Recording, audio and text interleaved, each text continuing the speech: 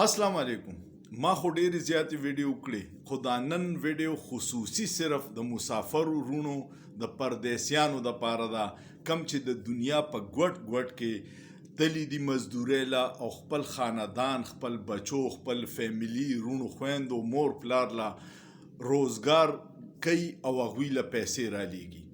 دغه مسافر چې په دوبۍ کې دي کو په سعودي کې دي کو په یمن کې دي کو په عمان کې دي کو په قطر کې دي کو په لندن کې دي او کو د دنیا په هر ګوټ کې دي هغه ډیر باهمته ځوانان دي مشران دي چې د خپل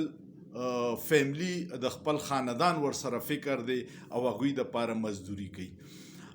دغه خلکو نه دلته کې زمونږ د پاکستان کې د خاندان ډیر ایکسپیکټیشن ډیر امیدونه دي دا ته تمي او دوی په دې غلط فهمي کې جوړ بهر دا پیسې په ونه کې او زمونږ د مشران ته راشو کې مونږ له رالېږي الته مزدوري ډیره ګرانه ده الته مسافری ډیره ګرانه ده الته کې ژوند ډیر ګران دی پردي ملک خپل خپلوان د سره نه ډیر د افسوس مقامونه پکې راځي د ټول نغټ پکې خفګان هغه چې چوټي ملاو نشي اختری دلته کې خلک اختر مناوي او ته په کمره کې یوازې ناسې او پټ پټ جاړي ځکه چې ړدې د کور سره او سکولې نشي او د مرګرو نه مکسر پټ پټ دارونه جاړي په کمرو کې او ډیر افسوس کوي دغه ډیر همت والا خلک دی دا نننې ویډیو صرف د هغوی د پاره ده ځکه چې هغوی خپل ځواني تباه کی په دې مسافرو کې د خپل رونو خویندو د پاره د خپل بچو د پاره د ښځې د پاره د والدین د پاره نو دا دوی ډېر لوی قرباني ورکوي او د دې قربانو قدر پکار دی اکثر بدقسمتي دا وشي چې هغه له 20 کال هلته تیر کي چې واپس راشي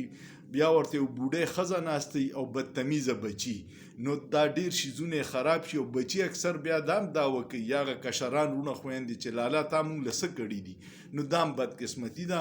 دوی له احساس پکار دی د دلته خاندان چې دی چې داغه په دې پیسو را لېګلو د دې پاکستان کې د خاندان ټول نظام رواني او اغلم پکار دی چې بس د خپل بچو لم پکې کل ناکله وخت ورکي چې چوټه باندې راشي چې دوی له توجه ورکي نو دا رونو زما کم چې مسافر یې خدای مو آباد لرا خدای مو ګل ګلزار لرا د دنیا په هر ملک کې چې او خپل وطن د مو یادېږي نو زمونږ همدردیان ستاسو سره دي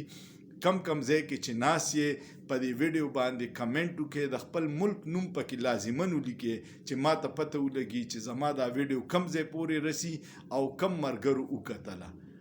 امید لرم ستاسو به دا ویډیو خوښه شوي که ویډیو مو خوښه شوه کمنټ پې وکړئ دوستانو سره شیر کې لایک ورله ورکړئ او سوچ پې وکړئ په سوچ کې څه ګناه نشته شکریه